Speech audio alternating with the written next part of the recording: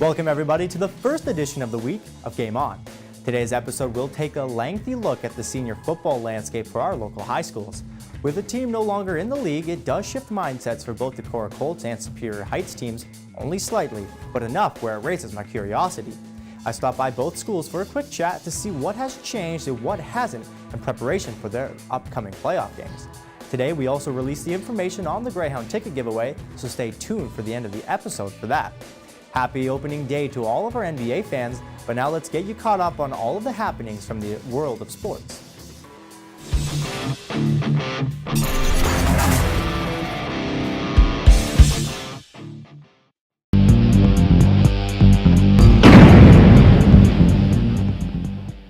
On this day in 1942, the National Boxing Association froze all of the championships of those serving in armed services during World War II. 1949 was the year of the first NASCAR Sprint Cup, where Red Byron won to put himself into the history books forever.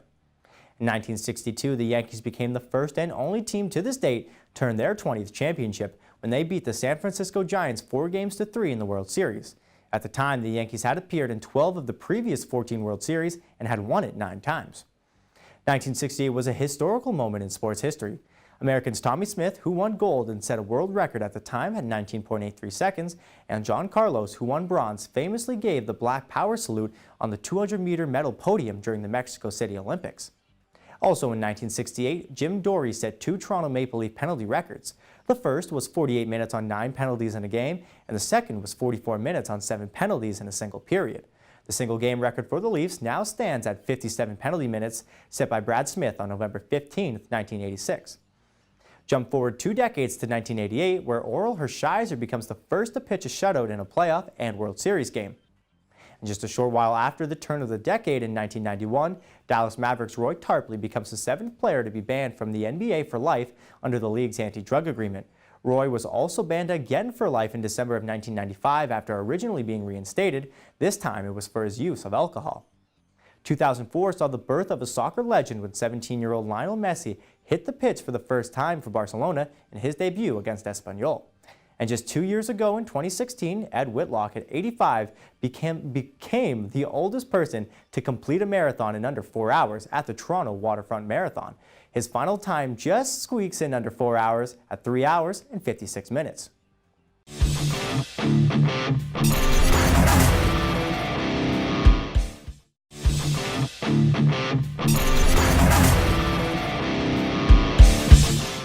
Now, the only semifinal game that will be played will be between the Superior Heights Steelhawks and the St. Mary's Knights. The Knights are 2-0 against the Steelhawks in regular season action, with a season opener win of 29-14 and most recently an 18-3 win, where they prevented the Steelhawks from scoring a single touchdown. I stopped by a video session with the Steelhawks where I spoke with Coach Conn to see how preparations are going for the game with huge consequences, as well as how he thought his team performed throughout the season.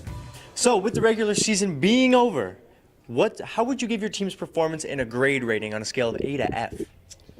Oh, I'd say L if I could, because we want to keep learning, and that's always our prerogative, is learn throughout the first season.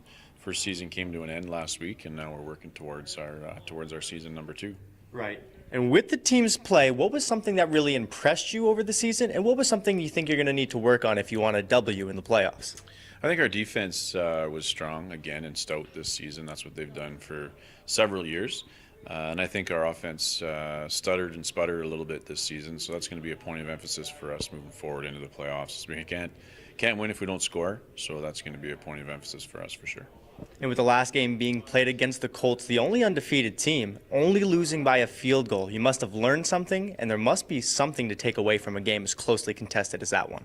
Absolutely, and this has always been a tight loop in the Sioux, and all teams in our city are very well coached, and they prepare well each week, and that's what you want in a league, is the outcome undetermined before you show up, and surely that was the case in a lot of games this year.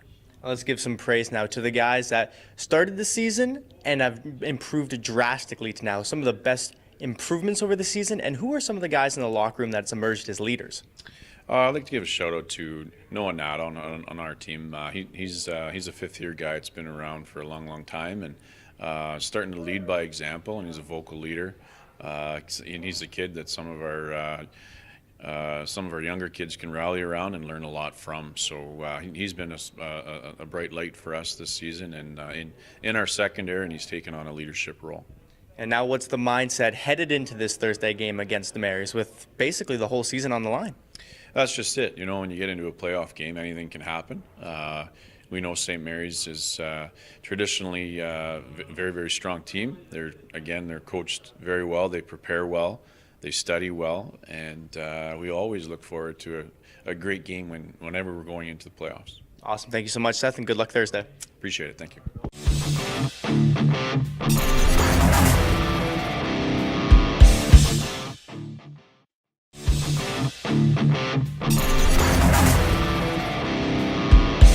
Over the past couple of weeks, there have been some big storylines coming out of our local high school football scene. The Core Colts put out 2 undefeated teams in both the forms of senior and junior program and are looking like strong favorites after their 6-0 records, but things aren't all well and good. The White Pines Wolverines senior team, led by head coach Jonathan Buhold, had to unfortunately fold due to injuries on their already small team. The coaches I've talked to, and myself included, were all very disappointed by the news, but wish the best of luck to their junior team, and we hope to see the seniors take the field once again next year. Now, this does change the playoff landscape quite considerably. When normally the 1 seed plays the 4 seed and 2 takes on number 3, now the number 1 Colts get a bye week. I stopped in to speak with their head coach Tom Annett to see where the mindset is at with an extra week off. So going 6-0, no easy task. What kind of things went into the season that you guys had? And I got to say, it was a mighty fine one. Kids played great all year. A lot of hard work in the off season too. And big thing is we got to keep getting better because we've had some close games this year and there's some very talented, well-coached teams. And with the essential bye week that you have, with the unfortunate folding of White Pines, what will you be doing to prepare with that extra bit of time to either face Superior or St. Mary's? Good question. We talked with our coaching staff a lot about this. I think we're going to take one day where we practice against Superior Heights schemes and then the next day St. Mary's. So we'll just alternate between the two until that Thursday night game is played and we know who we're playing for sure. And going into the game 6-0, right, to be fair, to be a bit confident, but how do you prevent that as a coach from it going to the players' heads and maybe, taking a little bit too easy prepping? Yeah, I think they've, like I said before, they've earned the right to be confident because of the hard work they put in, but not cocky at all. The kids are very aware. We've had some very close games against these teams and some very good players, so I don't think that's going to be an issue with our guys. They know they got to work hard this week. And over the last month and a half, who would you say has done an excellent job in improving since day 1 of camp till now, and who's emerged as leaders in that locker room? There's a lot of guys. Our team captains, obviously, are guys I'd shout out and have really improved. We have Jacob Jurich, Aaron Kiernan, Jordan Robinson-Wright, and Zach Politano. Those guys have done a great job. There's just too many guys to mention. A lot of guys, it's part of the culture here now, really stepping up, and we have really strong leadership now in the program. And now I want to see those stands packed for this championship game. So for people that are leaning on the fence, whether or not they want to go see it, what would you be telling them? Well, I think it's going to be a really exciting game. It's not too many places where you can get that kind of entertainment for $5. So I'd highly encourage you to go. I think it's going to be a really good atmosphere too. Regardless of who we're playing, both good schools, well coached, a lot of great competition. So our players are excited and looking forward to it, and I'm sure the fans will get their money's worth. Well, Coach, I wish you good luck in preparing for that championship game. Thanks a lot, Alex.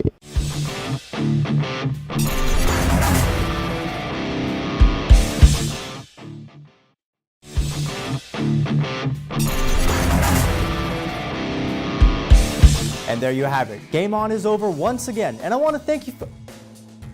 Right, you want to know how to get involved in that Greyhounds ticket giveaway? Well, fine. All you have to do is take a quick visit to ONNtv's Facebook page, check the post out for these guys, the October 20th game, give it a quick like and a share, and that's it. We will be drawing on Thursday's edition of Game On, so time is limited. As always, come back every Tuesday to Friday at 8:30 to catch the latest episodes of Game On. And for those of you needing more of a football fix, watch tomorrow's broadcast where I interview Edmonton Eskimos safety Jordan Hoover. Have a good night, everybody.